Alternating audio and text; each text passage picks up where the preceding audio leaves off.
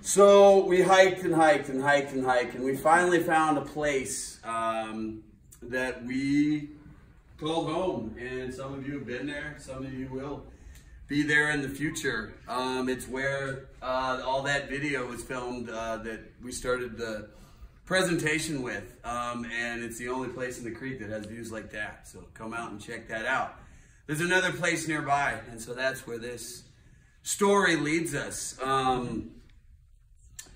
I guess I can just assume that when you stand on top of 300-400 pound blocks that they're just gonna stay there. Has anybody experienced that? Assuming stuff is gonna happen and it doesn't? Yeah, I figured. Good. Good, we're all in the same boat then. Assuming. You know what assuming does though, right? Yes, it made an ass out of me. So as we move back to this story, I think we've all been at a point in our lives where we maybe, should's probably not the right word because it has a pretty negative connotation, but an assumption that if things hadn't gone a different way, we would be dead. This is one of those situations for me. I'm pretty good. I don't know how many of my 9 lives I've spent, but I think I've overspent. So I keep wondering about the next time. But as you learned earlier, and one could be embarrassed, I'm not at all. I'm glad that you guys know that I was a super bad alcoholic and wrecked a bunch of vehicles and made a bunch of poor decisions. I'm here today to talk about it. And I did stop all that. So I made those choices to stop doing that. But we speak very lightly of danger a lot. We do a lot of that tongue in cheek. I got wildland firefighter friends in here. I've got other people that do dangerous jobs. I got a climbing ranger friend in here that works in the Black Canyon. His job is dangerous every day. We got friends here that work in the wilderness day in and day out with a tough breed of kiddos, and that's very dangerous. And I know there's other people here I don't know that do very dangerous things. But we do it daily and we take it lightly. I think it's part of it. I just want to make it clear that none of this is a joke, but for most of us, I think, or people that are our friend groups, it's a way to cope, and it's a way to move through the tough part of it to understand what we need to understand and move on. Levity is key.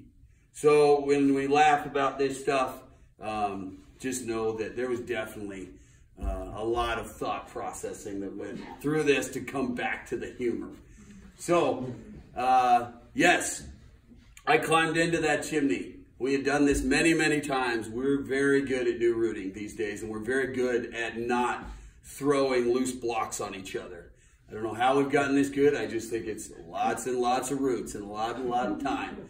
And Luke's very good at that up above, and we're very good at climbing through dangerous situations. We were focused on the climb.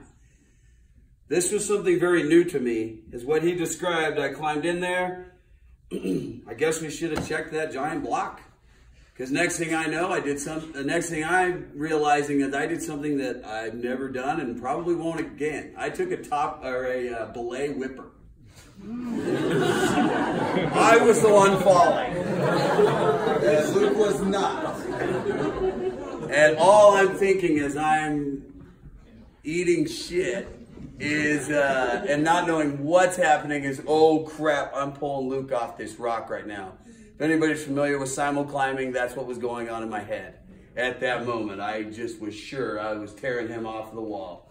And it happened when he was climbing through the detached block he described earlier. So we're like, oh man.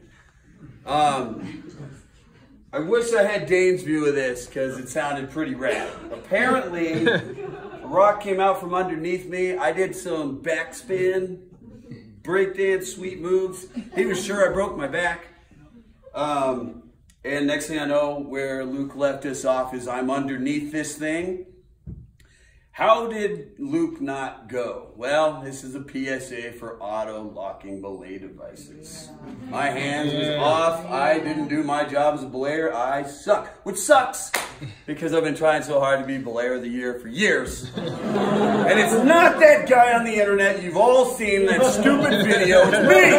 It's me. They just had high production value. I don't have that kind of money. I thought I was a good belayer. I was wrong. The Gree saved the situation there, but it could be a multitude of other devices on the market today now. And I'm not trying to sell this stuff. What I'm trying to do is save lives. Mammut, Alpine Smart, Eldred, Megajoule, BD just came out one because they realized they were way behind the 8 ball and had to catch up. So anyway, I'm not trying to sell you this gear. I'm trying to tell you that this stuff happens and we can't know when this stuff's going to happen. Somehow Dane is a super beast and he was able to lift that rock off of me. And Luke mentioned that there was another 40 feet below me. If I had gone over with a regular belay device, hold that thought, because what Luke did is amazing, and I think what we learned is a lot of years of experience climbing together. Luke looked down, saw what was happening to me, stopped worrying about me long enough to place a piece of gear and clip in direct. He got off of me instantaneously. Pretty impressive, and it just happened. We didn't plan for this. There's a lot of luck involved, but I do believe that there was a lot of skill. And because we've been climbing together for almost 20 years, I think that is why we walked away from this. So yeah, I should be dead, but I'm not. And I walked out of there injury-free. My legs were bruised up, and I had some scratches and bruises, and that was it. So auto lock and belay devices, and check those blocks before you choose to stand on them. Thanks, everybody. Yeah.